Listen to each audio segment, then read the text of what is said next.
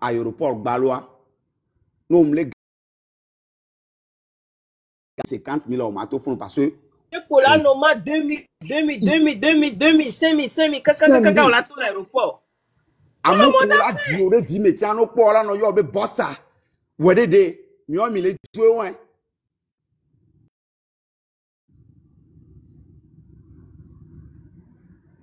Il est bizarrement, et nous qui les bizarre de plus encore, il y a on la soit banto le fier, on la tout Amérique airport le fier, on m'a glonyare pe pentona o, on la do Togo airport on la do Togo airport on la va non leo, do le kaka gbemi, miato, nous les la fille de pépé avec 60 ans de gouvernance, nous les la fille de pépé les découvrent et dès tomber mon grand frère bile les gliadio y en avait mao et tal et net sibere pedi gaou ou traîner grand frère la panami les tuya mais au benare la panami les tuya mais au benare hein et les 10 places les unir mais mila kenya ho Owenela pego et tal c'est pego no si te won su ho et doit me nyale non yo so kunso Europe a be advice ale lo me 32 millions atago na we nyamiru mi le nyanu a he ko mi nyatre nyemi ko re susu me na mi kwa maga po mi aba o video re le gli oji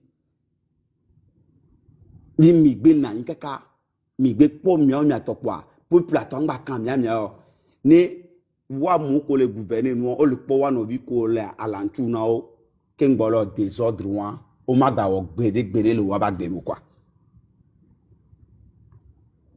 o ma gba wo gbede le wa ba gbe mo ndo le are nya to mi prend conscience mi to vérité le mi avec gouvernement ya nsu wo hu wa na yin fun so le da pa les réseaux di bu se be nde be java o le to go ba gbe me e ke be ba o ni so wa e mele de ti be akasa zego me de ni gba no e bo sabi mi gba no ameru ora no po jijo le TikTok ya je kwa oh po e ameru le a o le gbe na nya vo anya je ne lâche pas l'affaire hein.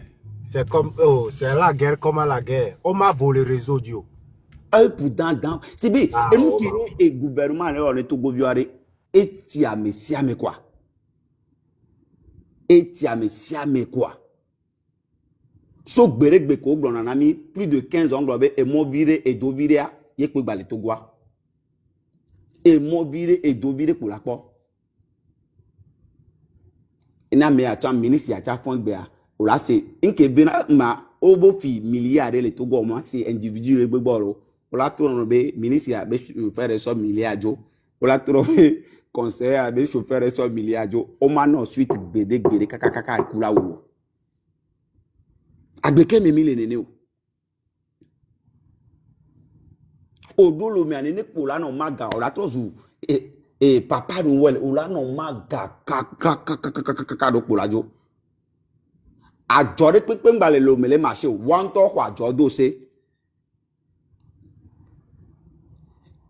ma gbo yan cha dare mi agbo san la ko yin me no oyibo kono gbo alo o wu o ja o ceremony le choko me alo le voju pa me no wu kokulu a ya pata mi ko na be kokulu adu na we ajengere woro pe to if ya no wu kokulu ngbale ru e ti ko ne bafa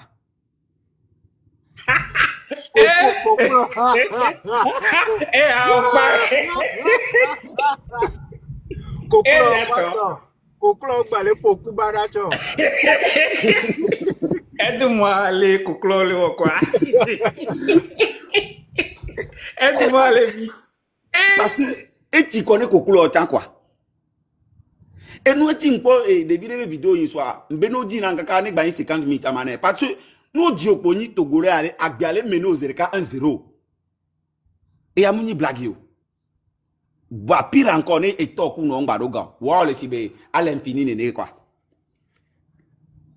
nyato mi hun ku vire quoi et nous qui étions les deux, les miatogo, lui qui a mis là, a mérité les mêlés globés, Kengbeni yaye, Zadi alors Kengbeni yaye pas sur quoi, ma marché. Et nous qui les ni problème. Et on tani nya. Et Togo, on Togo. t'a Au lieu que Mila lutter ensemble, Mila connu que Mila d'Ivoire. Ne Mia ba wode que Mia d'accord le Mia non mi pas le quoi. Amerobe Mac Daele we Mac na mateni président na yo. Amerebe amele we mateni nu areke na yo. Mia to mi hunkula. Et duré mes mille caca depuis. Et qu'on dit qu'au tsunami depuis 1968 alors 63 yo to compte du toyer quoi. Yekwe ale Togo. Ne won to fon igbe ola yi Macron et tagba jawan se pipa gawo nene. Ola yi gbo le fun ola soigner. No le do yi to kwa no mbese ga o mo bi re kanao. Nke ti o. Matinda ma to fi ma dangi no chan. Erreur ni o to be so si ni abe train. Pipa ga poro pe ngba le lomo. Amoso ga kwa da kekeke. Erreur ko wa. No ku pipa no ku pipa wa to atiku me po la le o. O ngba do fi de pe la yo. Enu ya kele do ale. Punchline on le vit Antolo. O muni bla yo. Ya mi ba ko pipa ga ko pa lo phosphate to an ke so na clenke so na o te so ba na sim to gwa e pele lo. Sinon ne to afire po la le. Ne to afire po la le. America mi le fi ya. America be so jo wa. Na mi se America la America onyanya. America be so jo ke kan odo passeport le gome o yin afi ke jo ba. Togo be so ja kele ba to na nya be na ye into edu passeport o. L'heure est grave. De mi mate pawa. Nyam le panami. Nyang bro be so ja re pe ma gba le nya le Togo za mane bire ko. No on tombe cité. Gbe no nommé Ibrahim Traoré ale wa mi okware adonu mi apata mi aku. Tiens, pasteur, au Baléa. Nka dabe wol fu. Hein? E bi nye be passeport to we. Nka mi le dagba be wol fu no. Ah, je vois. Et mes corps. Aloba, ndo droit ma gba yi. Ndo droit ma yi Togo. Ba mak ndama to fi ma droit we wa a pepe ni wa ese mu do nya o.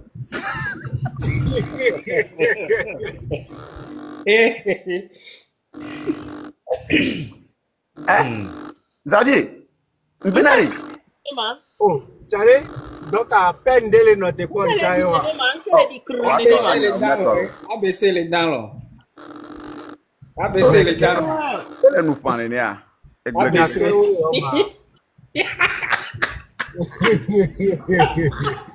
Pasteur, donc à peine de les noter quoi, Charlie.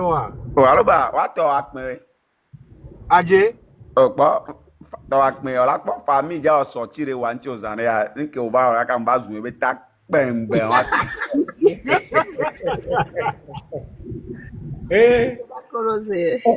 Mais to mu blagore.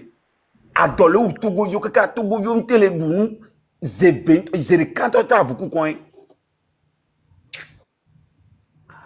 No di bébé bio le konye fi asan ma me no di bébé de bio fana bi rien ne de bio to ko poto gwen to ko we ko ze ka o to.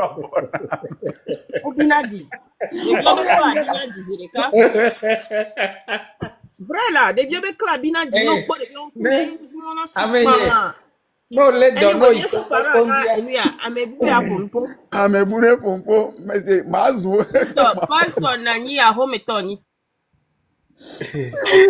Ona mesia me kiki. Mi ko gbe grand frère. Okay. E Georgina bem se nya mempo de kemilo nya me juala nya ko mi le gbon. Ayadudu au gan kaka 78 aya. Yenke dibe amere labe agbadibe yagba no ayadudu me kaka ya 60 ans parce que nya pata Togo ko 10 000 ke me viva gbeji. Ya mere mi jona le be pe nous à trop bouteille d'essence d'aci avec ça le paja. Peut-être là ma là trop bouteille d'essence sur la bois. Mais la dio le bec nous la font mais là va notre tête de la paix. Mais je déjà font la fin puis mi a titan la liedi na te ipor na ve chuchu no libanais. Ne pas semaine à terre 5000. Peut-être pas semaine garé moi. On m'a quoi la sonao. Ne bateau va garer moi Yemi te va trop jouna fianfi. Yemi la fi moquette kou radio kou batterie. Mi a te sano chan a te kmo vide. Vous voyez bien balé non parce que à mon balé kera disbere ke miami il va y non. Ola de va y. Wa mi an ovio balé situation.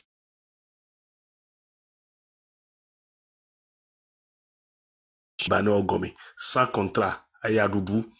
Biere ka no kwa me no gbova. Ka kola be a to por ya to mo bo ava home peut-être 300 000 ni be ni do tonyo wa aya dudu a ugan. Comme les rekela na parce que société rekpemle qui tele khone ne mame alo to govide kpemle qui tele ne neme nko parce que mi la kpo don bo yo a me ko ni business me hunto wa libanais de do po yo mi kpo to go to rekpelo am yo le o le tafu mi no viole funpo e nu vitu ki ken gloya so ku de mi no ko la bieve o do school beno yi wa ba ni ndia no ho vacances o ma kpo mi no rekpela bien liquidité là ça parce que non te sewa o mate yi school aneda te tojo mate plefunichi o mate tokakio de viu ametoa e so moato e so agbo la sime ke so asido tonu la gbagbe di agbo e nyonu ala bio ve bon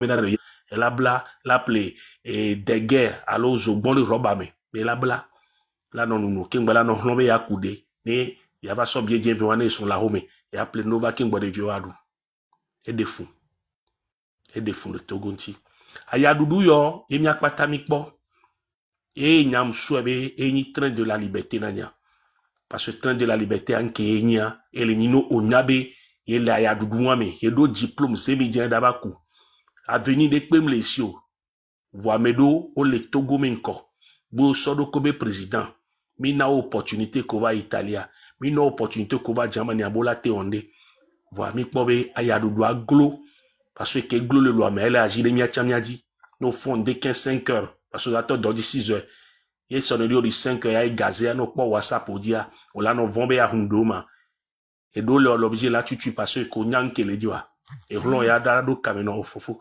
o soigner lunga kazandori bani mi franchare o manana dado masoda mama na me o de bani semi chara me alele dona me journée quelqu'un la blanc le gazé din de quand me voir o la buta me kaka ko le dome la mbia ni inte wena me wade de ke la no do paso me do jinyo togo to do jinyo no nte omne no vio me o la no buta me e dana me la kwa e dana dula do me ya o la no no do me kaka o la ba pa la ba bia me rebu no e alo la ba wesen ni on de no kpo do ko la ya wa me o do la do train me ayo do ko be train alors ayo do ko be liberté donc à train de la liberté a ne nyam so nkambe la fourmi sovo nkambe mamu sovo ne le dibe togovio enye eye miama ya ne voix sibere cameroun blanc nyakpata mi la tite le 6 mois donc à le 6 a même les titres beno de amoron de kato même les titres beno de Jean-Paul Moluto Tigre Révolution mamu amogba les angbo ko la mero les ime minjesio mi les titres système a quelqu'un fort que gle togovio ku phosphate amomi tepe on posi chan le nou e die gbaja le loi moi e muno se korme akpoklo bitola no defbe bagida garemo mo va dana dole e siome no podo ko le nou me mi la ti telesise mi la lede kema me ale tutu yeme gbon ko borintia yeme nyonu azeto ko borintia yeme nsu azeto ko borintia yo le natogovio le douaya bobo yo nyanu yo school dans do me diplôme wa mi pon ko so mi la leo ye mi la bio compte rendu sibere kenya no via mrong donene ye fi ke ngbegle ke ngbegle ko wa ne ma odro no ndile nefa Togo viola no transition me ame ko la ni Togo to din sibe fourmi nene sibe meye nene Togo to din ke le ni din ne Togo vio pata o la bo o la tros transition mi la glossé ke la domiadia e mi gbadi mi no cd a o mea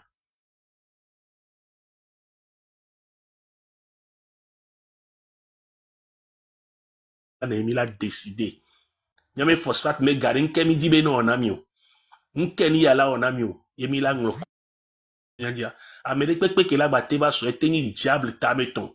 Ma batte au wa me vu. Voilà nos conscients amene nyanto media. Bena mede gbani pe ama le wonyoro ne du me vieux titea. Et la démissionné. Démission de la non me conscient me. Elle est cafiocha. Ko gbobe o ma pompo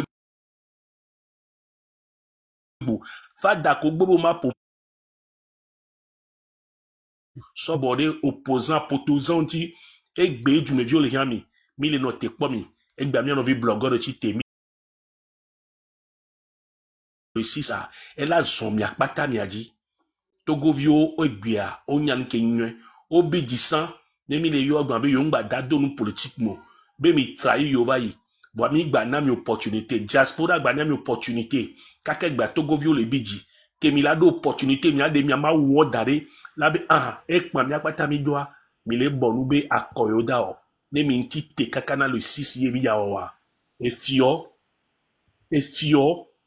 huno ameke bete do mpo bete do micro va me participer mi wa togovio ola biomi parce que togo yeye me mi da we be liberté la nani ne soa ne ndele em le nyowa amere pepe magba von be ne ba pompo la le yo wa no pompo yo mpo nyoro wa ola te kama 2005 mino togovio pe magba e prisonnier et liberté d'expression tio togovio pe magba e prison parce que amere les filles beto amere ye jesi ame cousin ni colonel enti la tena procuration la lamo ao togo viola no din ila tu togo yeye yemila onu yeye yemia chamila vole zogbadi yemi gbovare kare ya chamila te so mi ame hu va komi ila te do agbeke mi la do nemi le juare ya pata mi ame da me yanda yo mi so be na de o nglo projiano ya plemorina ma ko are de cover do are gemo da plemona momo ao parce que al fait sûrement nana wa ola te do ekpe ela te no juida nana ko la ho togo vio 1000 ko la te no juia no société wa me ke juon le soro do jome na mo hoga wa cha no soro wa so le dadjoa ele kakare joa me wa mi do coton mi do ati ba mi ba le do tige coton le vodé et tagbo kuku menyan parce que me ko le premier tagbo kuku to ni ye mi nda soke o donc ele nya ya ke kenya so se pipa nene donc di mi ma to le frabe makinda me nyele nyinyo egbe mi no vioku quantité ko nye influenceur wa chok pe be gbe yodo la pompo wa make be ma pompo be ni bol poto e ni hatitoa ne mi wegbo ya cha mi le no azila solo ne so jare temu alo doin be na le 6 ba poto govide yo omu jesi de ko daudado wa o cha so ku viowa e la ine wa cha auto défense keminya minda poto govide gbe mi da so kemio togo vide pe magba ku le miama lomo parce que mi ndo nyare pe kumyo ame ke mi do nyakuwa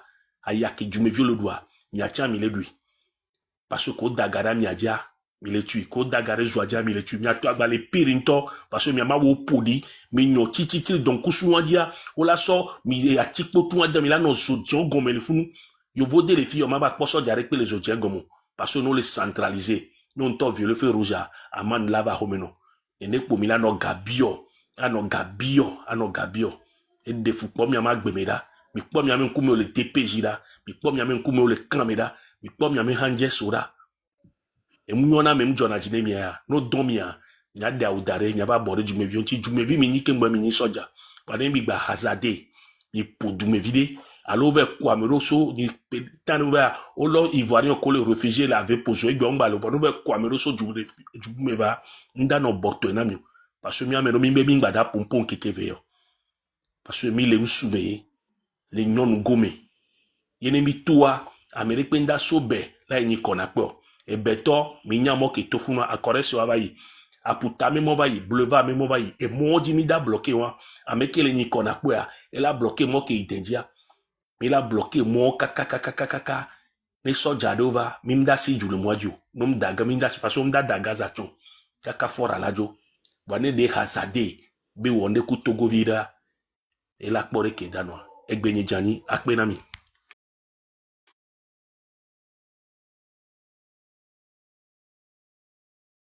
Akpe kaka, nyamia sogbe na mamu. Oh, bonsoir, bonsoir. Mdougbina misiame, no, mdougbina misiame. Non, non. non na tonton abe live ho. Egbe are mdo live o me. Parce que be o ni so cham le live o me a e tata de le lo me va bina ngbagbonya on ti live a bina o le nuit a dit o le rage de ti o le dit be agbonya vo ebe ti live a yo ti live a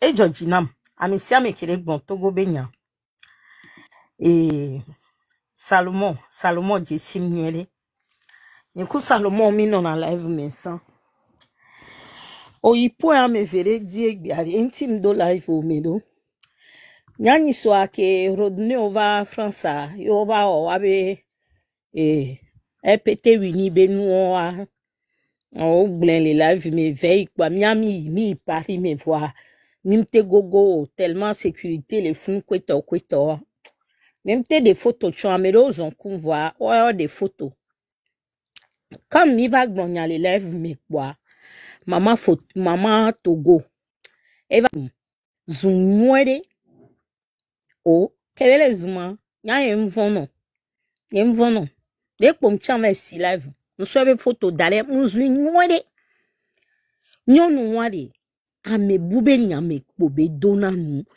enu ke le jole Togo ya nyanyi to conteneur nye au brûlé presque 15 000 euros en janvier les Lomé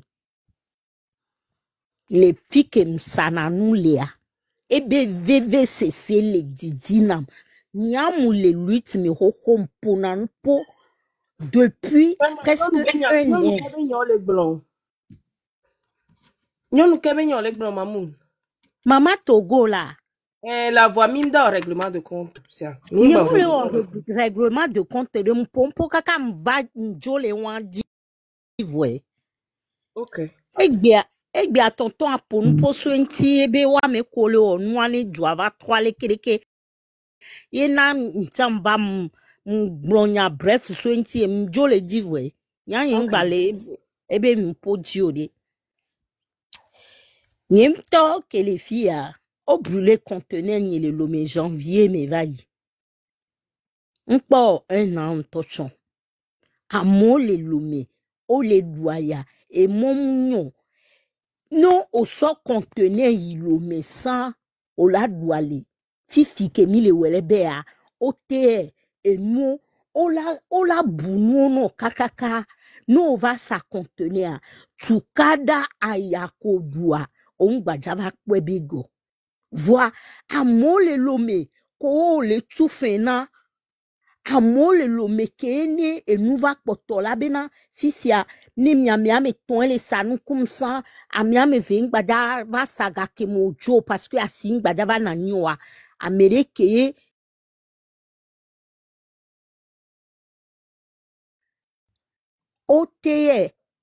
ote benu ke belewa misele e nu ya be live me e fe dina be live me leke ote ton de nyonu amaton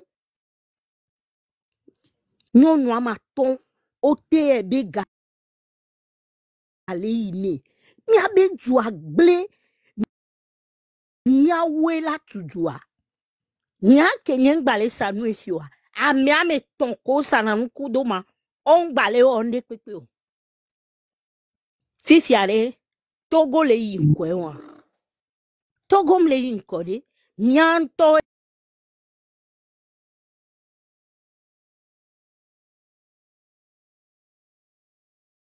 me ye bela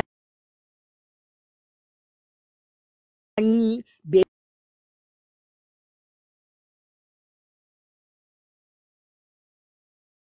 ola sibere ke ola sondo klodi ye bela ola kokwe do klodi bila vatano si sa ni tututu agwa si ye be zona mila danu esi mila sovana milanu mila gagner le luiti ame mi gbale di for must go e ga gbogbo ko ofin enu ko wo kudo Togo be ju ya kaka kudo gbe mododo mule kondi mulo. Nya to mim le po noa. Nya me kole. Mi va non a pas dit les nuits a dit. Là non a pas dit les TikTok a dit. Ano blonhon vibe nyoa. Mim le po noa. A mola non yi boss me non to chan 2000 chan non na wa di la jo. A mebe ye brûlé feu rouge obe ye ne tout 5000. Ye tona me abe ye mdo soja be ye mdo 5000 o. Ye mu dunu egbe o.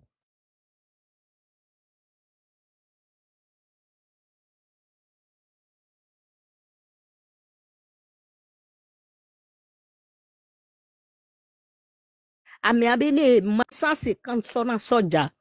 Mi a soja yo ochan. Mi abe nya diem javaya. Enum le kpemia. Mi abe goda so mele huen. Mde mu le gome na mi o.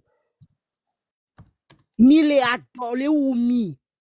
Mi va ne mi ava peuple a dit. Peuple a to kwa mi non bodo menan. Ne mi ave le fo nya singbe. Ne lui tia kaka 6-7 kwa. Mi clôturer vo. Mi gagner chan vo. Togo a mi akpata toe. Fo man na ni eswe la beleke. Ye dado nu ya di. Le douale le nou pata di. Et nou pata di. Gaz ke agbe.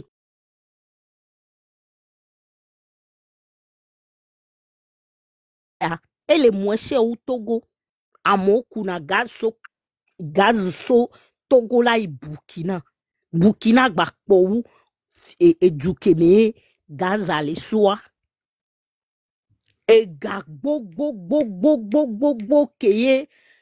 Be feke Togo doua. Nou ke forso. Nkeke VF ya. E di ke jale lo mewa. Milak po fifi ya. Quartier do mea. Akpavye amola va no peche le me. Akpavye la noeme. Amoba home dovo. E nou glevo. Europe ya ke mi le fia de. Ne e di gle nou na mo le province o me la fio mi ami kpona. Gouvernement paye nanao. Assurance tout na fenao. Lo mi ale assurance ke ya tout fenao. E nou nyoko o dozo. Janvier va yameke tout pono na mo. Fort la jokwe. Nyan tomida descend va bientôt. Miawe la le la blé. On est fatigué. Adole ou amon. A miameton. Kole sa nou nam le lumia. Depuis janvier que contenait nye fion. On bale wonde popo. On le dit ça lengen. Fi o la no message vanam. E blivo. E nu avona yo. Yo mdunu egbo. O yo la so gado do. Be mi playi. Mi ple gali, mi ple nuya, ne mi anodu. Muni egbeji po ke miami le fie sisi ya. Ye po mi la no do gado da, a hoto tegbe o. E nou le fie, charge le fie, mi la tu. Ni mate no so gado da o.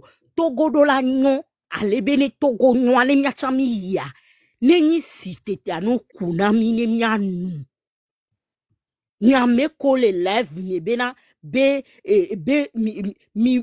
Amedo l'Europe le fi o le po nous bobo avantage bobo que l'Europe a gakia ou nous valia o la no bonya insensé do bêtise yondioko be fort le que nous ka fort et fin bobo que le Togo te fio da toi mi senaya mi ameoa mi yisukulu wunde pepe voix nyabe tagome Farida gblena mi nyabe tagome fa e fa si bébé mogre be rominini.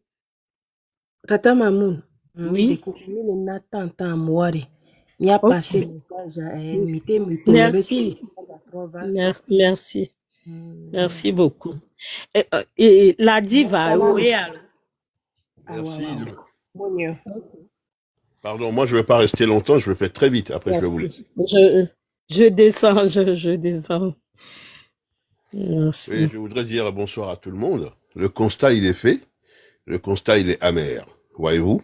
C'est-à-dire, c'est une faillite totale de la République togolaise, sur tous les plans. Socio-économique, culturel, intellectuel, philosophique, et sur tous les plans, spirituels y compris, tous les plans. Une faillite totale.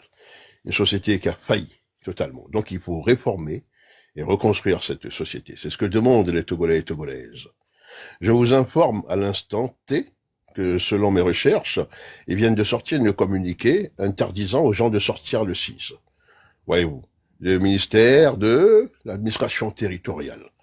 Et je ne donnerai pas un peu plus de sources que ça, parce que, à mon avis, chacun doit faire le travail dans l'ombre. Donc, il faut comprendre ceci. Il faut que les Togolais sortent quand même, que les Togolais envahissent les artères, en l'occurrence la télévision nationale, en l'occurrence que les Togolais puissent porter leur déléance devant toutes les chancelleries. Il y a plein de chancelleries au Togo là-bas, voyez-vous, et s'armer de courage. Il faudrait que les gens puissent exprimer réellement, de manière simultanée, de Lomé à Sinkassé. Si vous prenez toutes les villes, jusqu'à Gléy, Machin, tout ce que vous voulez, ils vont être débordés. Et sachez que le nombre est fait la force. À un moment donné, ils vont basculer, et ça basculera. Et de toute façon, ça va basculer. Ne vous inquiétez pas pour ça. Donc ici, je vous informe que voilà, ils cherchent à interdire aux gens avec des communiqués et des menaces, comme d'habitude, hein, c'est ce qu'ils savent faire dans ce pays-là. À part l'arbitraire brimé, et violenté, massacré, tabassé, ils n'ont pas autre projet de société pour ce petit Togo-là. Hein, ce petit Togo qui est l'ordre de l'humanité, comme diraient la plupart des gens ici. Donc ici, intéressez-vous à ceci, faites la pédagogie de dire aux gens qu'ils ont sorti cette communiqué et que cette communiqué est caduque et n'ont aucune valeur de droit, voyez-vous, puisque jusqu'à preuve du contraire, il n'y a pas encore de gouvernement par rapport à leur business et à leur marmaille qu'ils ont mis en place de ministres, je ne sais quoi, enfin bref, toute leur merde, machin et tout. Donc jusqu'à preuve du contraire, il n'y a pas encore de gouvernement établi. Donc, si vous prenez droit pour droit, c'est caduque ce qu'ils viennent de faire, parce que ils fonctionnent sur l'ancienne République encore, dans leur délire. Voyez-vous, donc il y a tout est en méli-mélo, tout est bazar dans notre pays. Même constitutionnellement, il n'y a plus rien. Vous allez voir que c'est une honte. Et ce qui est choquant, ils ont reproduit encore le même remake, hein, de 2005. Nous prêtons allégeance avec des farfelus. Ils viennent dire encore des choses comme ça en 2025. C'est ça même qui est énervant, qui a énervé encore plus même les Togolais. Vous pensez que les Togolais ne voient pas? C'est un petit peuple, les gens ne parlent pas, mais les gens voient. Les gens attendent. Les gens attendent le moment opportun, et le moment opportun est arrivé. Donc, s'il vous plaît, faites la pédagogie et dites aux gens, orientez votre discussion de grâce, et dites aux gens que ce qu'ils sont en train de déclarer comme truc, avec l'appui de ministre de l'administration territoriale et compagnie, tout ça est caduque, puisque de toute façon, il n'y a pas de gouvernement. Ciao, ciao. Bonne discussion à vous tous. Merci. Merci beaucoup.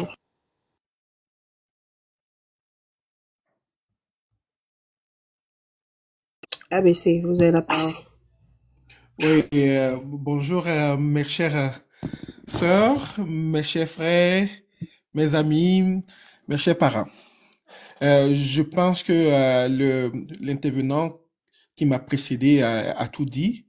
Et ce communiqué-là, je pense que c'est pas la première fois qu'ils le font. C'est juste pour déstabiliser le mouvement, pour empêcher les gens de sortir. Mais dans toute lutte, ce que nous devons savoir, c'est que à un moment donné, pour que la lutte balance, pour que en fait la révolution soit faite, soit couronnée de succès, il faut que cette révolution-là atteigne un point culminant. C'est à partir de ce point culminant qu'il y a des gens même qui vont être dans leur rang, qui vont leur dire de partir. Donc, si aujourd'hui, on continue de faire cette révolution, si depuis 1992, on continue de le faire, nos parents l'ont fait, nous aussi, on l'avons fait, et puis aujourd'hui, nos jeunes frères, on participe quand même là, mais aujourd'hui, nos jeunes frères prennent le relais, c'est parce qu'il y a quelque chose qui n'a pas encore marché. C'est parce qu'on n'a pas encore atteint le point culminant. Donc, j'espère que cette fois-ci, on va s'efforcer, on va mettre tout en branle, on va mettre toute notre énergie, toute notre force, tout notre dévouement, et on va faire des sacrifices pour pouvoir atteindre ce point culminant. Les gens aujourd'hui qui sont autour de Fort, qui aujourd'hui sortent des communiqués, ce sont ces mêmes personnes qui vont nous dire, mon frère, c'est le temps de partir. Donc, et il ne faudrait pas que ça nous inquiète. Il ne faudrait pas que ce soit pour nous un sujet, parce que c'est pas un sujet. Et le vrai sujet viendra. Et ce sujet-là, c'est quand ils vont le dire de partir. Merci beaucoup et bonne journée. Merci.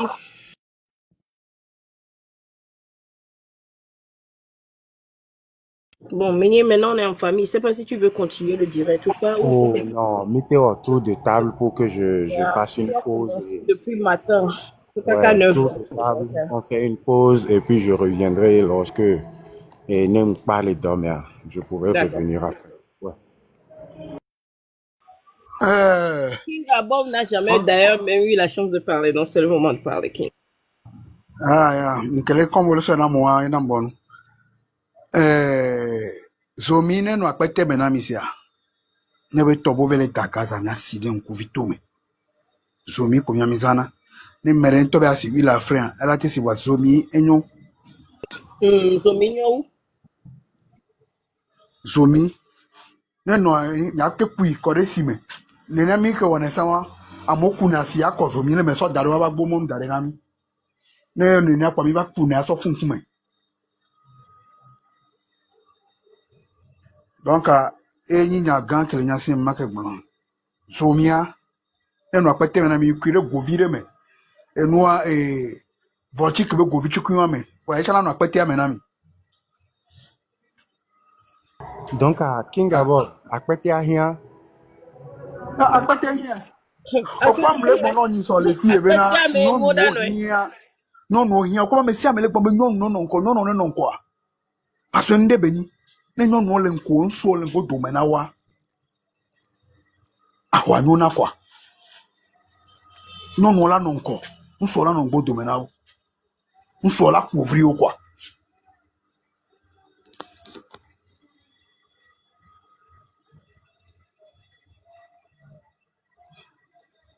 il faut que j'aille dire dans tous les lives ocho la te o do wa fe fusena ocha no do live reme ocha gbon na wo c'est à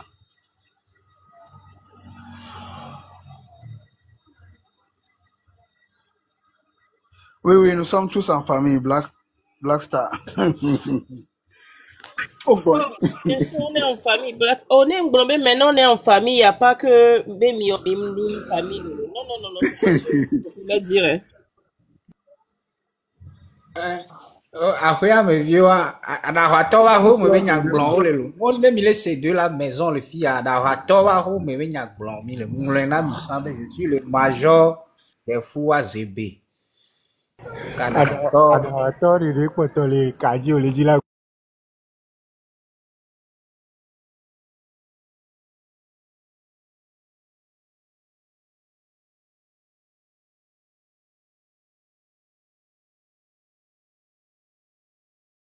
Il va pour il va en analyse, quoi, toi, au tien, Mirola.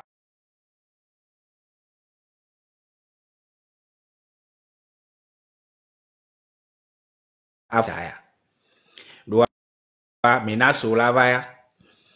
Mina solava. Kaga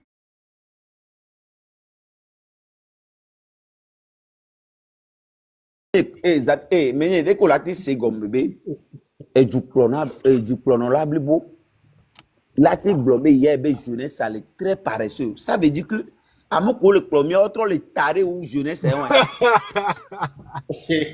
Alors, maître, alors, il y a un second moment. Et Amérique a vu les pierres, bé.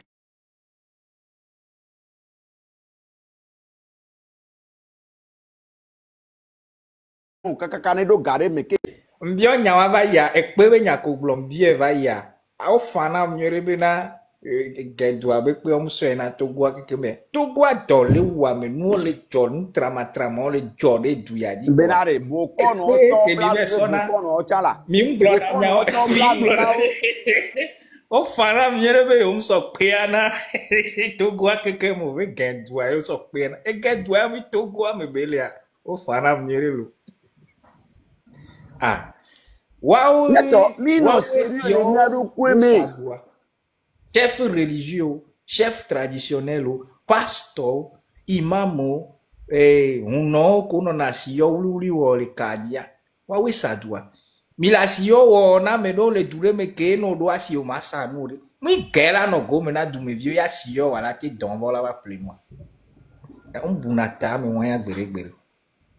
Asi mia abe arroa ovodue arroa memile ya mi so avodua mia wa roa. O grapre So mia on que le pied qui non ma benare. Vodou antono ou koklo na vodou pia koklo on va le dou la et tu connais papa. E wa quoi. Et tu connais papa. C'est bien. Vodou kura mekele vodou nu chan oblé chan. C'est bien. No blona mi mi aso pe reke ma blanc sala e ko mi do la so kwa. Mi do la tu ne gba ni bouchan blanc sala ko mi aso kwa. O blola wa si live be kereke. Allez, agbeto le bidi quoi. Nous que les joami nous vi. Mle blanc benare. Ne Togo to ba ni gban ya ntom cité bia hon ne doku are ni mi amegbeto le ja bia hon le 6 yo. Parce que à messia me ba le conscient benare trop c'est trop. À messia me ba le conscient Nyomia gole di ego le Africa be o le essence ko tole essence lavateur no kotile Africa me so amoko essence ale pastor obio question re gome abere kola ka jibo ne so pe ya wo wa no be dia gouvernement la do na o kae ke menye so school ye be nglo na nesa Amelia ba be umbalaza kae wa ko ya ebe kae ebe na nyato ogbia ole ko la nglo to glo nglo ebe tago black con on va où avec tout ça là on va où avec tout ça là king o sadwa king Milano blon ene ne se amolo blobe so jo ke mi le naga won tori ta gbo le kunwa mi amukuru naga so jo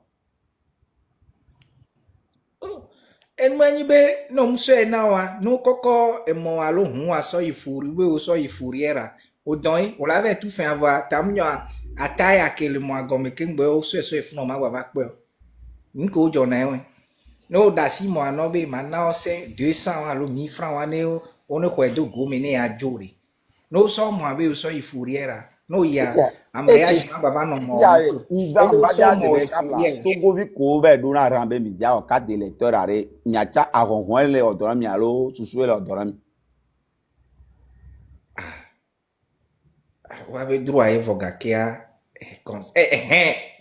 pardon pastor amere la baba dobe ni opposant be déposer candidature élection municipale dasi opposant ok beble du to ko agbe me acha be no por pa me a debe to ga e to zo milliard o po egbe me akejo ava no drum la be mes chers compatriotes togolais et togolais npopo de pepe o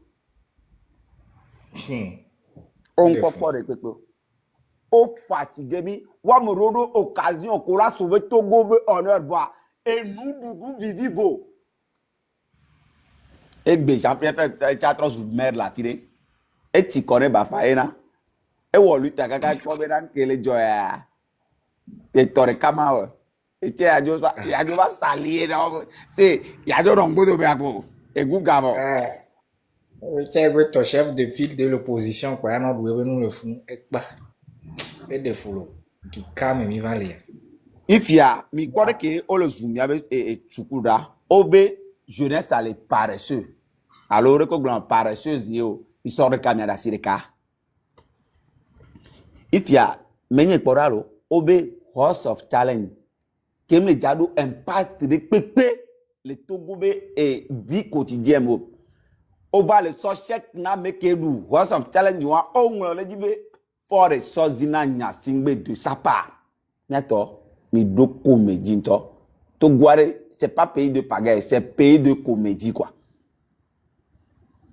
les coolatés non échelle mondiale à jeunesse abe o le paresseux yo la o paresseux be jeu o la battre be subventionné la battre no chèque la battre no invitation be ami ane ben oui pastor Quand on soit m'ba le date on ne peut pas couper mi ore. sans soi mais Mon globe nyem ke adressé bro. On doit l'adresser. Et comme Donner nous quoi t'es ngombe noiro. ma trova ma vantone va vidéo à ma va pas. Donner à il est incapable de se prononcer. Mate pour un peu.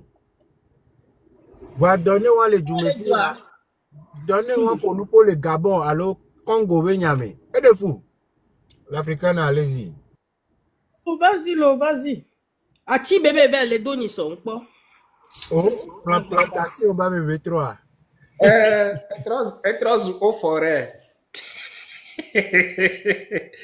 Et nous, voix, ndeliare, les achokans en parenthèse. Ouais, on y a erreur. Ou récupération, moment récupération, non que récupération, il y aura mis ma fille.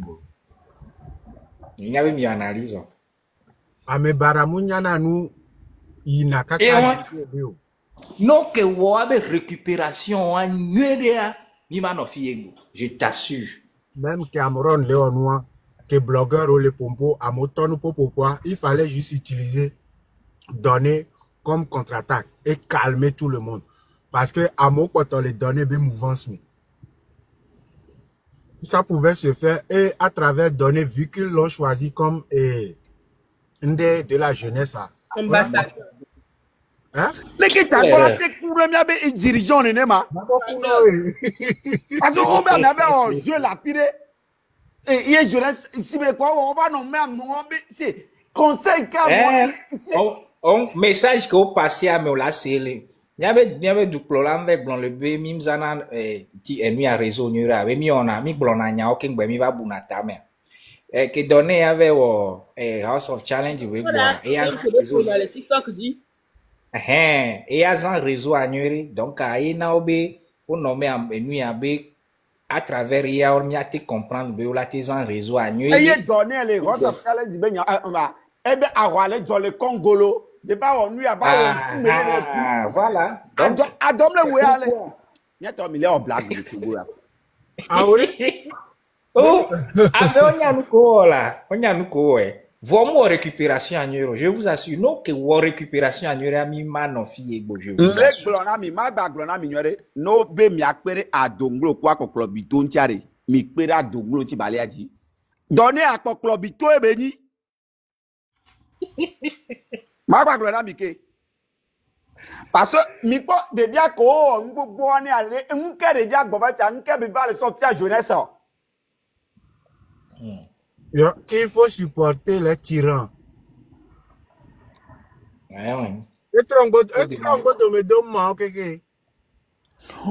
donner be nya me over ikaka asime ba le jogale mi no ko le doyanti ya mo agboba et to gouvernement doit me récupérer rapide ye mi se ko la be drapeau to mi se go me ya do rapide po on to si te so drapeau ba wo ndele ditaka gboba lo mate o autre nommé ne ba me abe ambassadeur mi le gble tambo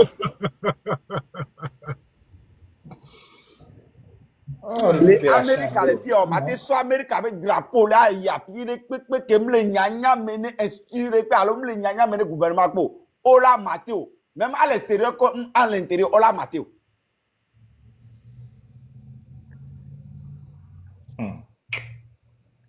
même que vous récupération en euro ma un te chon vont coup mais non non que vous noa de que de vion la gboro amukola 90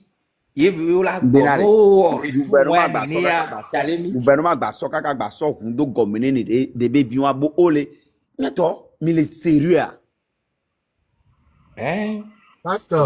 Pastor wa msive chi America o le teme na we wa tapoter o partager l'écran o le e pa no po pla bi ni ka tiare mama yi kuro to gbe yon la fon le yodomi wallahi sorry go quoi d'accord nya donné be nu wanto nya nyente e po e coupure comme mo na e ba tourner le apé kuchwa ni nyang pona sinon Pastor était contre, il n'a pas aimé les sibé on to chan nene. Il n'avait pas aimé. Benare, nyemu da fo mi to chan de kate de ka be pon. Parce que et nous ko le j'avais play la simia, y to bien na. Oh be Black Star be agbon yade. Tiens, à Flaoutou, on me sonne que dans le gouvernement. Non, sorry, Maka. non, sorry. Namaka. Et nous, on a promené, va me dire. Mais tu as souvent dans le gouvernement de vivre son mois là. Oh, Le pardon. Oui, 6 les frères, son mois. excusez-moi les frères et sœurs, je vais faire très rapidement, hein, s'il vous plaît.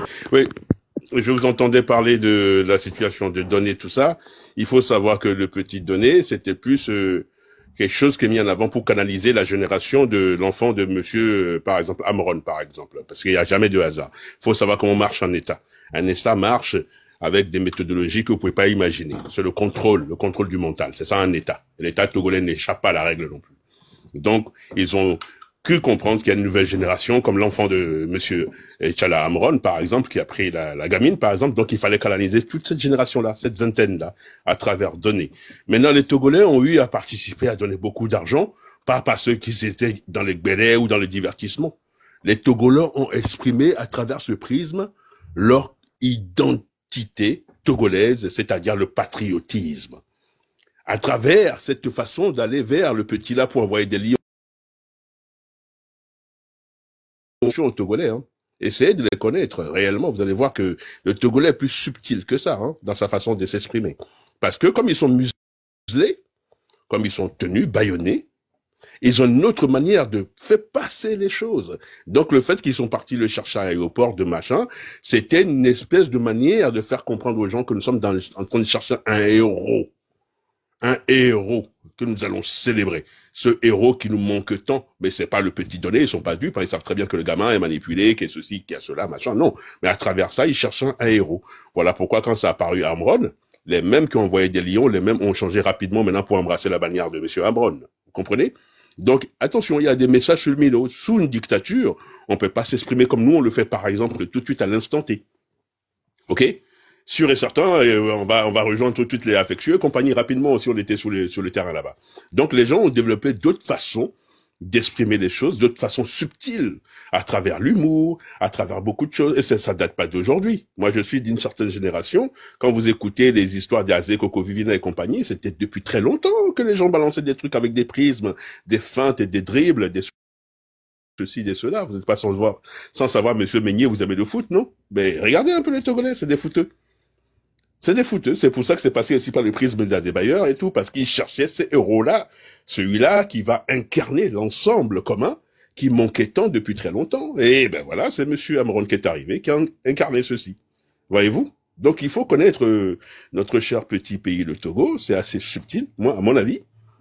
Hein? J'ai pris le temps quand même, malgré que je parle en français, ceci, cela, et que par moment quand je suis énervé, le gangbé sort, ou je ne sais quoi, le bazar, le cotocoli, mais je vous prierai aussi de prendre en compte ce que je viens de dire. Merci. Merci beaucoup. Héros, Kemi Jagba Suefio. Oh. Oh, Nia. Non, le héros en question dont je parle, permettez-moi de mieux expliciter. Le héros en question dont je parle là, c'est un héros mental. Parce que de toute façon, on a toujours un héros mental. Prenez les enfants, ils aiment bien les Batman, les Superman, les machins, les ceci, cela. Mais nous, les Noirs, nos héros mental, c'était qui? C'était Black Panthers. Et à la fin, il est mort. Voyez-vous? Donc, on nous a dénué toujours le mental. Et tout ce que nous sommes en train de parler là, c'est l'ordre du mental. C'est de l'ordre de l'énergie. Il faut que nos idées, nous le concevons d'abord dans le corps subtil avant qu'elles puissent se manifester par notre bouche, mes chers frères et sœurs.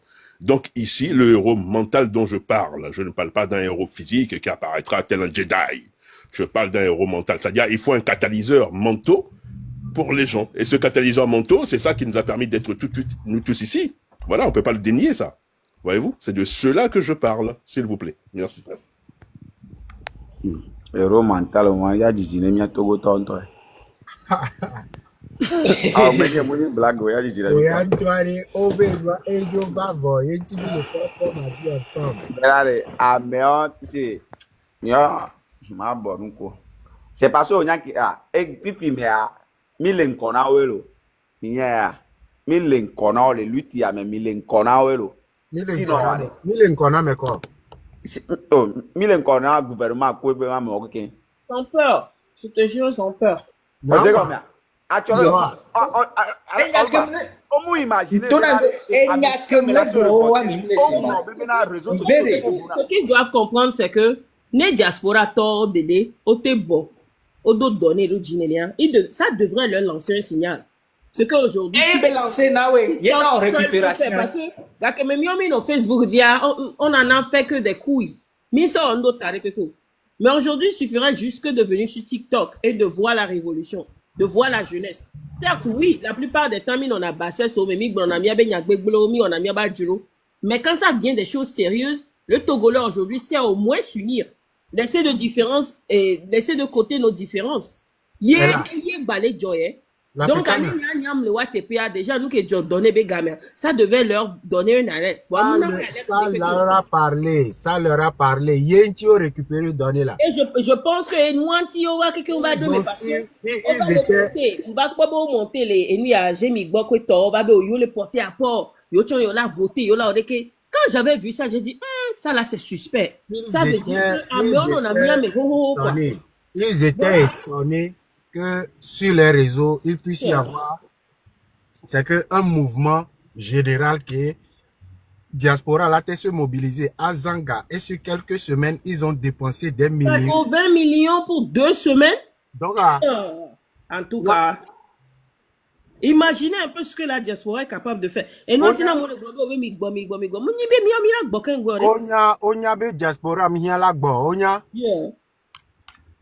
vous savez, si la diaspora doit rentrer, on revient toujours à cette histoire des héros mentaux. Une fois de plus. Pourquoi je dis héros mental? Parce que si la diaspora qui est là, comme Monsieur Meignet par exemple, qui fait un travail inlassable, bravo mon petit frère, qui fait un travail colossal, il faut comprendre ceci. Si Monsieur Meignet doit rentrer, à quoi ça sert un héros qui est mort? Un héros, pour qu'il puisse être dans le mental, il faut qu'il soit vivant. Voilà pourquoi le Batman ne meurt jamais.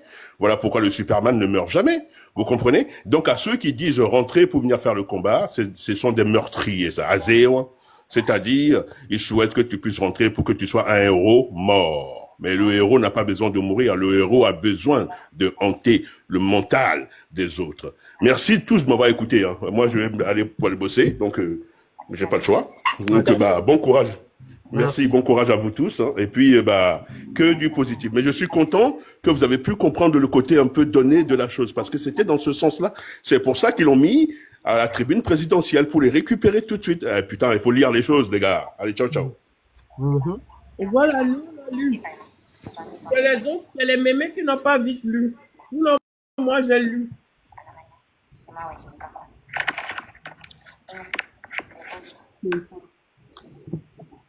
Il est imaginé, bien, chaque famille a Américain tétémle. Il y a que ma wachan bevoure benya. Il y a que chaque famille que les Togo fait au moins au doigt Américain tété diaspora mais quoi. C'est pour une raison. Et si tu sais bien pas sauver sans la diaspora, le Togo n'aura même plus de sens à l'heure là. S'il suffira que les Togo garde nos circuler les Togois. Les circuler les Togo ma. Les circuler les Togo on est bien conscient que sans la diaspora, le Togo même ne fonctionne pas. Et ils sont bien conscients. Là, on voit mis les tout filles, mis les tout fait, on le dit. C'est pour le système. Même dans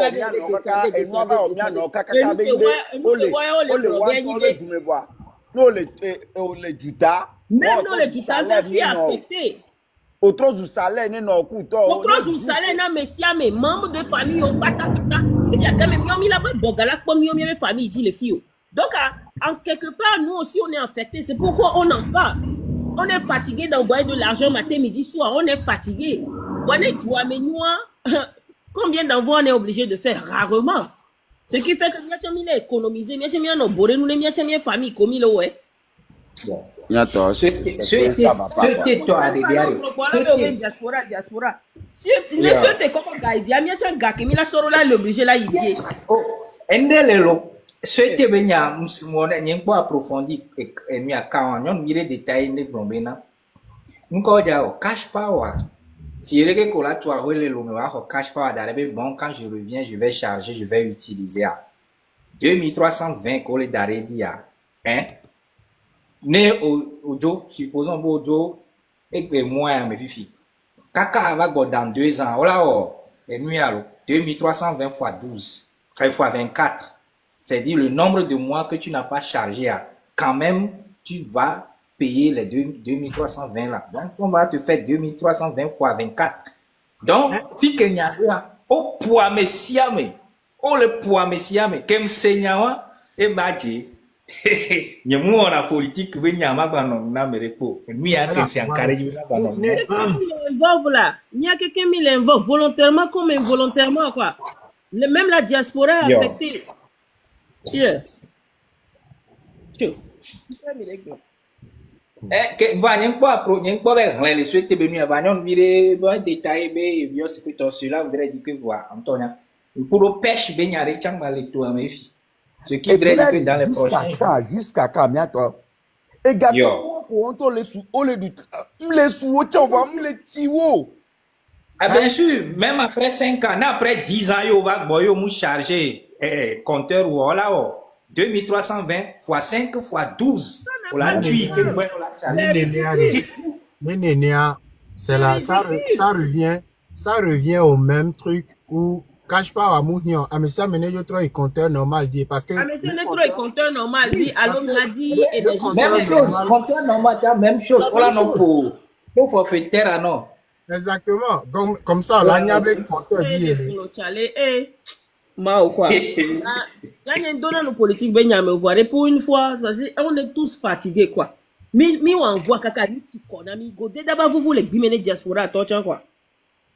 C'est juste que les gens sont sur les réseaux sociaux en train de, oh, les jouer, ganon, et garder comme le wasio, quoi, miaton. Diaspora, toi, les douaya, ça, ou togo, ton, moi, envoyé, nami, DV, n'importe et bien important, ça. Bon, non, vous ne recevrez pas. Fâchez-vous comme vous voulez. On l'a envoyé, Gakaka, on tourne nous là-bas, on est à plein de beaucoup, on est à gamme les comptes d'Ina. N'importe et bien important, ça, allô. Moi, je n'en vois rien. Et Zoko le pléa. On le doute pas, il dit. Non, bon, pour 10 000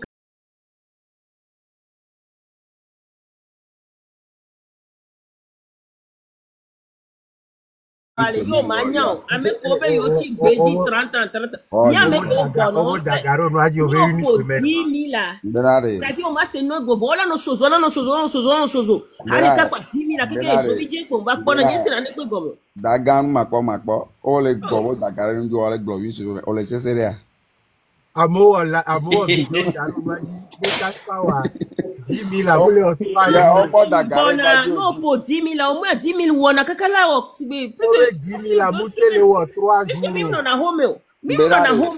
Ma quoi, on peut Dakar, on va mis pour les 10 000 là, 3 jours, je la quoi. Et puis ce même on a home, et pas ça, mi tona kaka no disa kaka ça, mais comme il va me l'anayer, et nous que pas mi ka tout. Donc, avec don ensemble, quoi. Mbénare, Xavier, comme c'est Nazerka monter la scène, Zerka mono tout monter, pourquoi? Oh, t'as récupéré.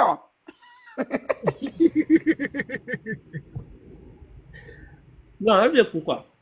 Alors, bah, parce que monter le haut, doit alors, bah, niente, bah, le tout fait, c'est une telle de gale, gomme le tout fait, monter toi, quoi. Bien, imaginez comment ils sont coupés, monter toi, quoi, famille, au nuit. Les gens, à mon business, pasteur. Mon TV business, à distance, au nuit, en tout cas. Alors, bah, moi,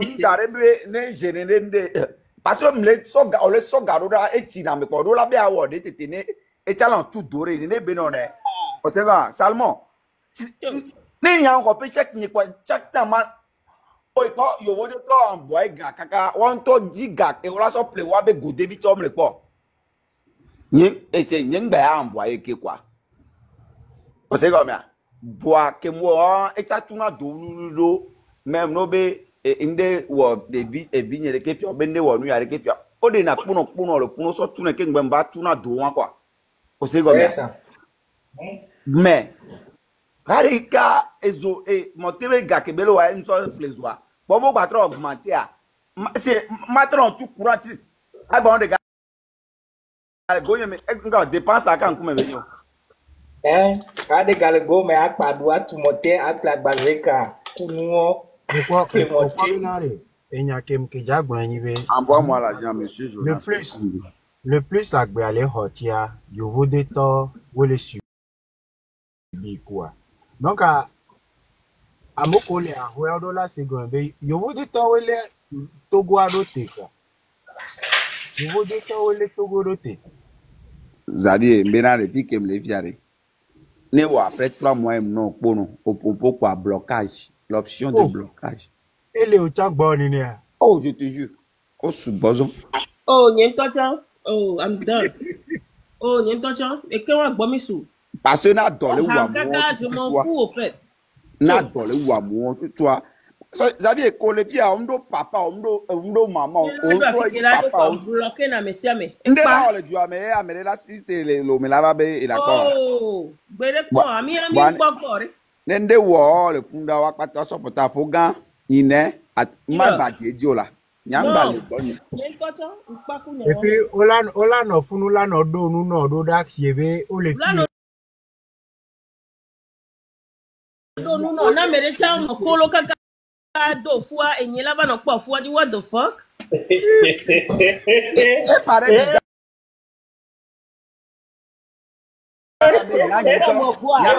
et papita alors il y a bien un tas trop mbebe e gamanki na be ma envoyer 200,000 nene.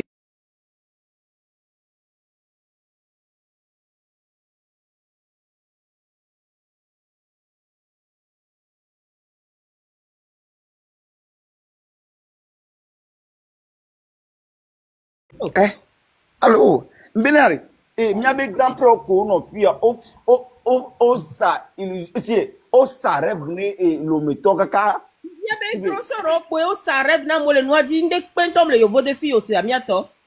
Nya à plusieurs reprises e buta me na be di. On y avait fait, on y avait. Nya ma ke gbo ho we. Et nous, à quoi, on décide avec l'Internet, il a dit, et ça da Américain, toi. Ya kameton hein. Pasteur Jessia. mais que maman no pas me arrête. Oh, ejesi. Peut-être en Jessi. Américain, Américain,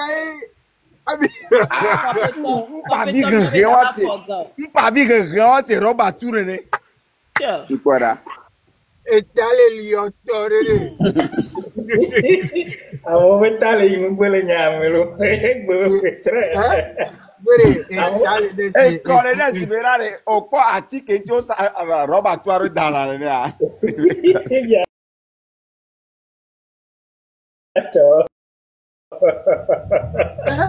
et t'as les Chloé, t'es un dossier. Et bien, Américain, on est pépélo. Et nous, il y a bien fier. On l'a pas, on l'a si caméra. Toi, pas dodo. Kudo febe elo calcul. Toi, pas dodo. Au 3 jours, que ma je mettre économie sur quelque. Ah mais on les gbogbo si agbe, on les dou le système bagba mais on peut les Bibi mi abenare Togo viti cha e menye bibi mi Togo viti cha ogege ko fi ami nuare ta gbo kuno wure Awo. Onya, tagbo mu kuna o. Eh Salmon, Von be nyakeli ma bro chicha nyerebe nya no se. Nya kaka so lycée collège won aye nu enya o gbogbo Salmon benare neni ne bodi neni pour me be nya amo le prêt la be s'abonner na mo be toi $3 et $3 on le prêt on le bamere ba sou ko fi amo le prêt la be s'abonner na étoile on dégale compte dino c'est que bena et nous ba le Togo to c'est ta gbogbe da wa nene en fait mais que mi ja da wa ya bo c'est clair il là il lève avant tout robe donc s'abonner na étoile ngba ko le fio wa me le ko me mo me le be kolo me ma se vivi ja onya nke a nya be chicharere te première ya be na nyanga si lève ke ya me le ba commentaire ngbe di ma bloquer et très vous va ma bloquer Jonas Ko non, me non, te la avec un seul. sabore na kolo me Il y a kulo bo Jonas me nyala non, pira. seul béret nous permet de se distraire. Ko Il y a me te la les sabore na Eh, bere No, kolo just me oh, nya. there may pas dessin animé. O ma pas top Sunday. O ma pas Oh, Tortue il est Ninja. bravo. Et tu as les deux en China, là. O ma pas Tortue Ninja. O ma pas Tintin. O me si Tom and Jerry. Mbenare amoko ke me pona le Jonas, level one il me. y a la vie, on est beaucoup pour donner dans les Mbenare commentaires. menye amoko ke me pona le level one me o sabore na mo be toile. Mle mi gbaba level ni mi gba le gbon. Eteni gberem lo mi ba mi akoru pe ma bloquer mi abi. Et Parce nous, que mi abi maintenant, tu comprends conscience sur le pourquoi nous va système. qui va avec le loyer, nous Mi avons bloqué, abi non? conscience sur le système. Mi Parce abi que nous avons mon ébrogné, nous sommes non? mio ba na level na mio gbalo. Ya E mi be ga, pe na mere ya. Bible nyanu ore. on a flower bi de 4 été.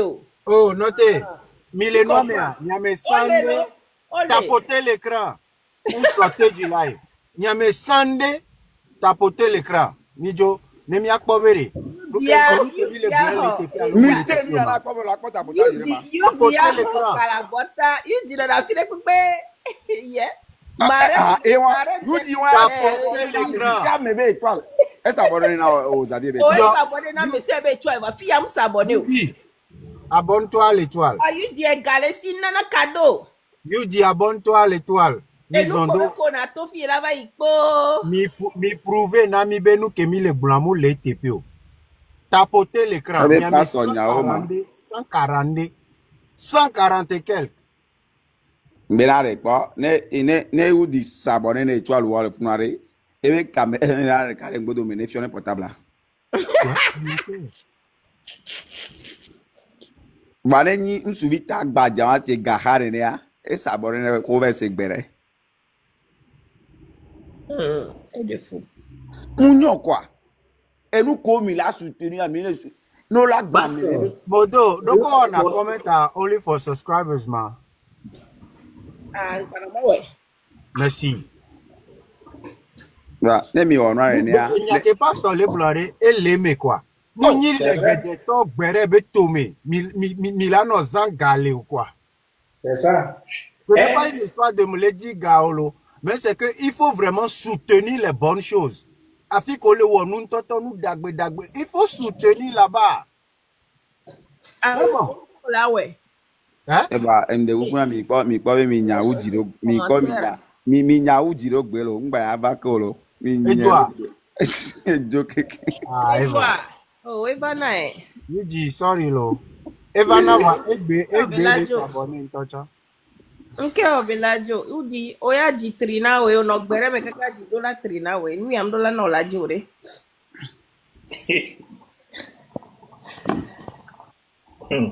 Bere, nyabe chichawari. Dem le bien les premières avenari. Au sous-développement nani wewa les histoires géographie me le cours moi. Yo on tobe approche de solution de leke.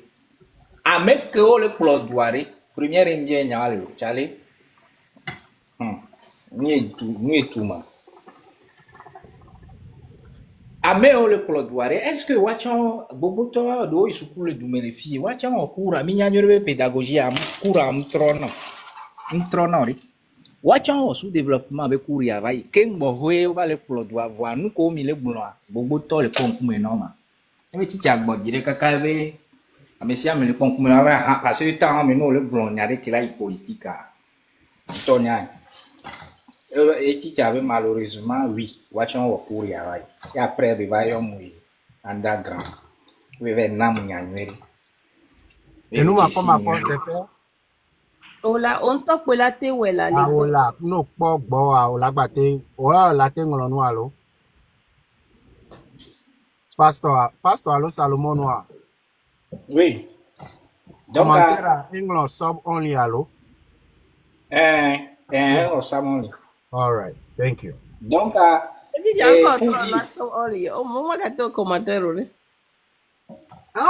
problème moulo. Au moins, les pompes à commentaire fifi, on va no yore. Donc, pour dire un peu, mais si tu as un mouvement, chicha mu tagbo mu kuna ovoa wa cha le menene lenge c'est dit on le suivre massa les ya abattoir Antonia Oh, on abattoir be tunnel voilà, mon.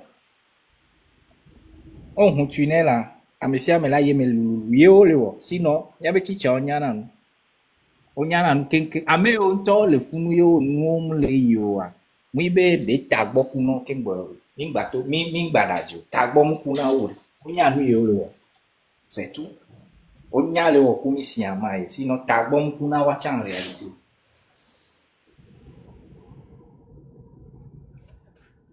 Mais il y a un bon mot commentaire, il y a ma con. Ah. Il y avait mis le lutte, on va toi, Goda, mais le.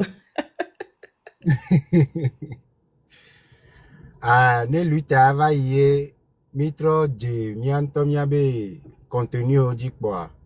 Et voilà. Elle du Charles dit, elle est 500. Ah, elle a nous là. Bon, les amis, à mes 100 et quelques de bakoto les filles. Au match, nous on a pas parce qu'on va les bloquer. Ken boy mati a le père d'une toto fille. On te quoi un que les denti. Et que Jack Blanc va le père Dieu. Va passer message à update. Ko yo ben ko zirikaye mke japa. Update les balles à perdre. Yeah, they give me phone number. Non, kere o chale. Nyawe kudo. En fait, mia kata mia togo yo ke kembe doy. Parce que la libération, c'est pour chacun d'entre nous. C'est pour mia meko, mia be parents coup. Ameko dabi wabe vionti. C'est pour Sylvanus Olympio. Tous ces premiers guerriers là du Togo. Ameko toi roi dit vous me tek peur wa. Wabe do benimelo. Donc mia tom mia be do benimelo. Bien sûr. Update que les Niben ko. Et ça, à partir de midi.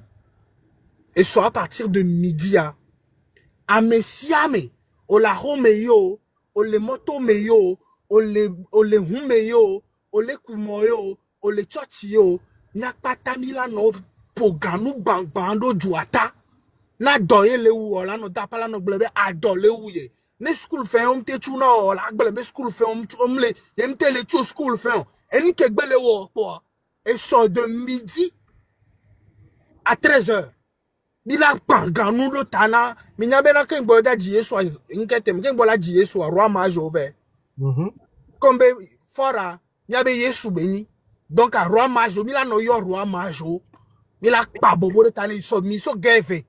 Kaka va koro 13h. Mila no pa bobo de tane. Et nyim ke binya no so be journée kudo jeudi be journée et mila o. Fifia, en dehors de ça, Milayi, fort be compte TikTok dit, ministre ou quelqu'un be TikTok dit, il a signalé ou pas be TikTok ou quelqu'un be compte la gain. Ma zone 12 Erika. Fifia, en dehors de ça, à mes 130 que les filles, nous souvenons on a VDP. Et quand il est Monsieur Nyakenda Blanc, il y a opération pour mato de Fifidien. Hein? Mais la to lève que me quelqu'un Togo toléa. Hein? Mission que bien Fifidien. Lève que me quelqu'un Togo toléa. Il n'y a pas tamila lo il VDP de lève à me croire. Il a signalé lève à la gueule la bombe be conta. Voilà le père Dieu. Ton nyemo nous encore nous déjà signalé à doko on. Opo no o si o da partager na me signaler fort to kaka. Olado live à meya. Ah like ouais no ja signalé. Opo fi ko o na si o da partager les nénia. Flèche que non a fait si o da partager nénia. No zi flèche a dia drapeau vide tron non a gomme. Ouais. Opo drapeau via cliquer le drapeau via dit. OK. O leve compte a dia. Okay, report. Got it. Report coup de talk le founo. Got it. A sort de calé wa me pas signaler. Donc à Messia mais VDP compte dit Fifidien. Signale le maximum de signalement. Et be compte a mis dans la bannière et be compte Fifidien. Préciser, OK. Fifia no et dès qu'on les da ouais Fifia no cliquer do select one dia et les bien me coquer que les lève à me be wala select wa patama. Coquer que les fous les lève à me. Wow, Les cam là cliquer là Messia me dit. Ola so tu madame Nyam select wakpata. Parce que c'est la même chose. elle va pas select pata. Ntita comme te permettre no ba select pata. Yote là, tout comme on le en live trop les contre-attaquer mouvement. On le contre-attaquer mouvement les blombenare. On les blombenare. C'est là, c'est thème que les ara là. On les blombenare, on préfère hein la galère dans la paix que la liberté dans la guerre. Yo. Le pas mentalité. Qu'ils préfèrent la galère dans la paix. Mais on préfère pas donner nos oumi, venir nous en paix. Ils sont tous en caméra. Hein. Et à la VDP là, des farfelus qui font la manosio. Cherchez. Voyons qu'il y a une infraction contenu terroriste. Et il y a un temps cliqué. Yo, oh les blondiana. Nyam cliqué et nous a hateful behavior. Eh, merci. Hateful behavior, attaque et slur. Et cliqué tout tout moi. Si tu avais besoin cliquer Appelez bébé Big Bola.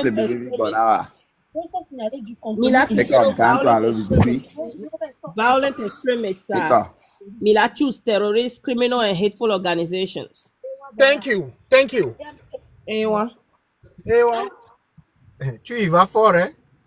Non, faut aller fort. Il faut signaler autant de fois. C'est du soutien au terrorisme. Avec tout le temps que vous avez. Si on a un soutien au terrorisme, parce que ça, c'est du soutien au terrorisme de fort.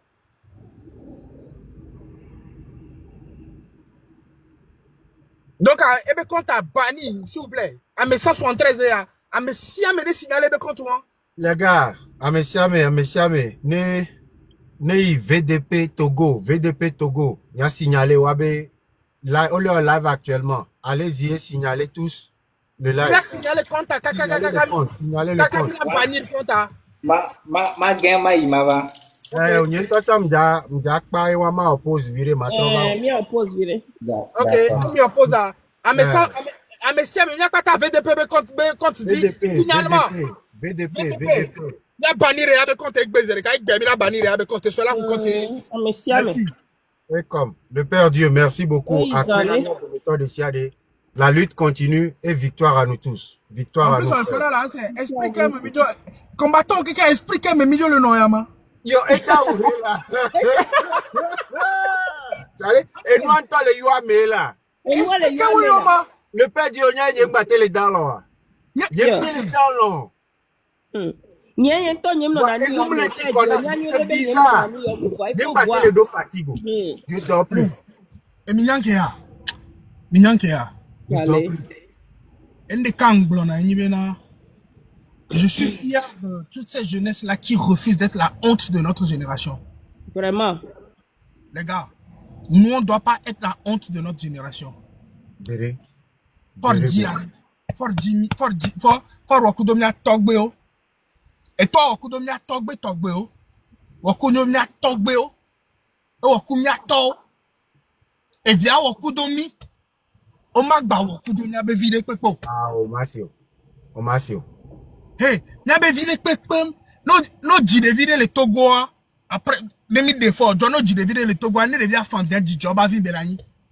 On m'a pas jide vide kpekpe le Togo ke parents là no buta mebe. Ah, on kebela dumo. Enchari ganko. Maximum VDP pas banni. Signalement. Signalement. VDP avec contre Joe, ne mitro to lèvre, mais mitro pas mo les lèvres mais mi envoie à Moro la VDP lèvre banni, mi la banni régbe. Ne banya benare, le peuple, c'est le peuple. On est d'accord. Ni c'est quoi, amesia mais what do mitro ko ke lèvre no tite kware hein. Mi la no banni roi be contre, ne wanya benare, nous sommes le peuple. Et nous, live à date dit dans combien de minutes? Il y avait live. D'accord. Ah, il y avait live et Zaga avait live. 20h. 20h, mi agbo toi. 20h, le mettons. Et là, non, mi agbo 16h. Game souwe. Il est 16h. Ah, Ok, quand on hey, est le père Dieu, Gagabé, allez, Founon, bois, Nemi, Founon, respect, respect, respect, respect, Vraiment, je respect suis trop fier de toi. pour la lutte, quoi. Tchale, on continue, on Eji, continue, no on ade fo, continue. no ade fo me clan gen wala la gan me sia. Oh. Hey, Marama Planena mi. Planena mi ça. Ah, il reste 15 minutes, ok. Mi Paul Lutia ke me mila. Ici be ko la mro no pada ne yaro. Oh, Yeah. David, beaucoup de gars. Ke cho pada ne do, nke cho pada ne do. Ebe da fi ko pa fi kere. C'est spirituel. On va vous la sonner, Mi nyanke ya. Potia yo. O pa so amron dia. Potia yo. Forare, la jo. Elle a jo. elle a Elle a regretté Benare. Il a bekaka ikono na be TikTok. Ils ont sous-estimé le pouvoir des réseaux sociaux. Ils l'ont vraiment sous-estimé. Dès que bete kwa TikTok kaka don me do da mi bebe fitia. Yo na mi be tapoter. Il a tapoté ne. Yaoma. Ebe ministre ebe gle. Mais bon Bena, même le président a vu Bena donné on t'appelle donner tapoter. Eh, il a tapoté la gome.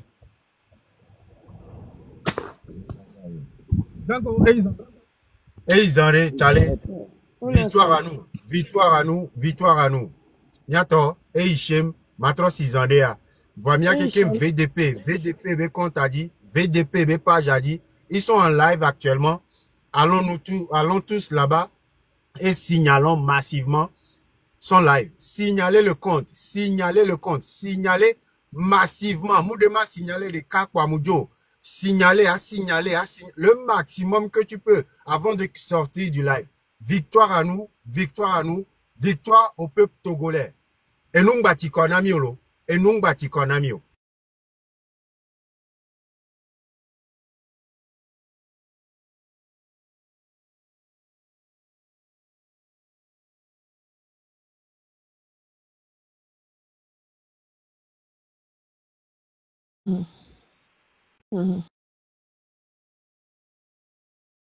Donc on a été, on l'a bien emmerdé, c'est le mot. Et zooming, et voir, et nous qui m'ingolone, et l'amener, et s'envider, et bon, benam, Amérique, n'Amérique blond. Fort benya, alors, l'équerre, et le 6 benya, il a bloqué, c'est le cas. Donc voilà.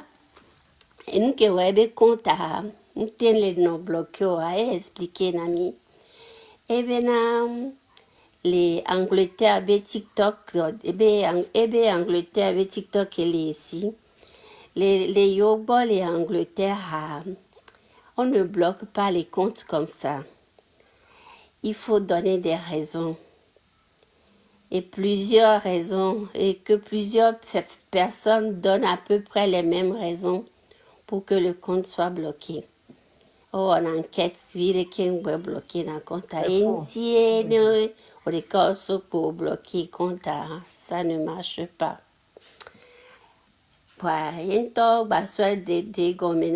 Donc, peut-être on sera plusieurs à aller faire. C'est parce que signalement, les Hamas ont été. Les signalements, TikTok, Angleterre, boule fond kudo nyapo. Et là, dit nos signalements, les Hamas, quoi, au bloqué, ne pour la enquête, là, pour nous, quand et ouais. Donc, nous avons 3 signalements, mais bon, ça n'a rien fait. Voilà. Mon peuple togolais. Ah, Fifi Gomija Inyajia. Ok, allez-y. Fifi, oui. Tony Togoto, Gamea Sulu.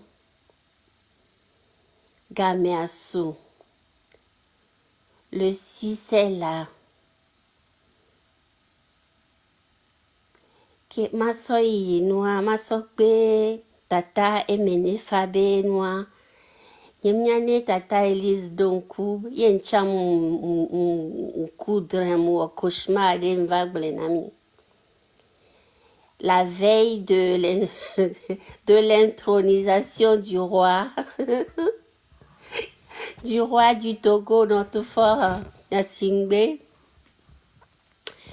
Le 2 à... Notre quoi? Mon la ligne va accepter dans l'eau. C'est pas notre, hein. Il n'y a pas de notre ici. C'est pas ironie. C'est de l'ironie. Voilà, c'est de l'ironie. Donc, à mon rêve, j'ai rêvé que je les ai vus en masse, tous autant qu'ils sont,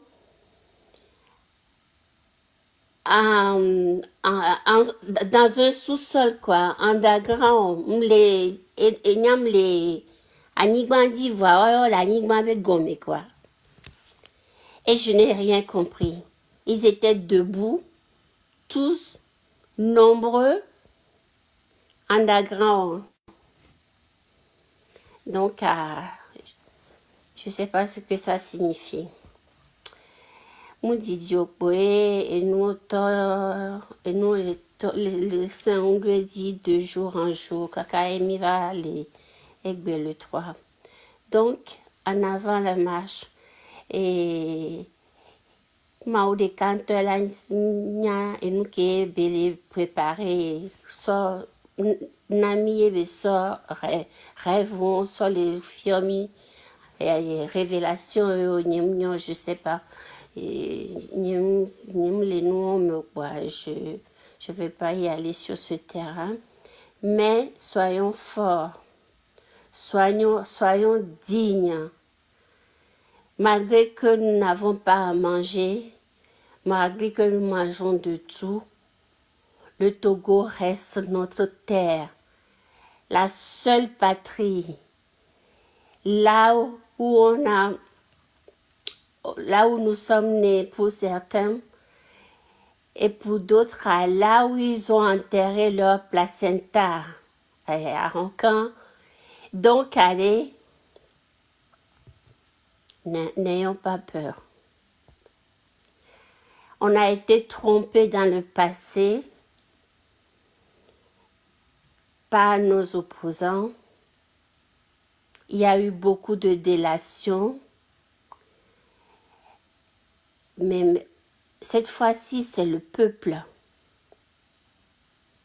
Nemi te suboa, et la ignoré, yemila ouais proprement.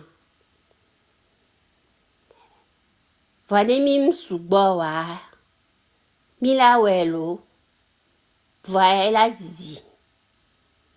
Donc allez en avant. Quand les tomini, et nous quelqu'un les joya et de la nouvelle dominami, on doit être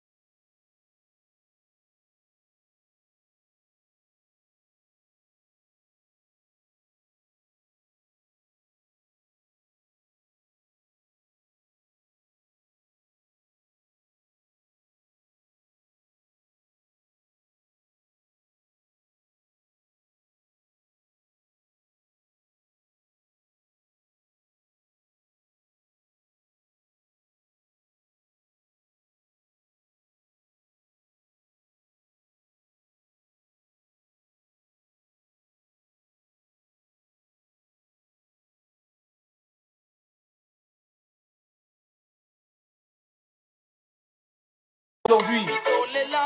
30 000 connectés aujourd'hui.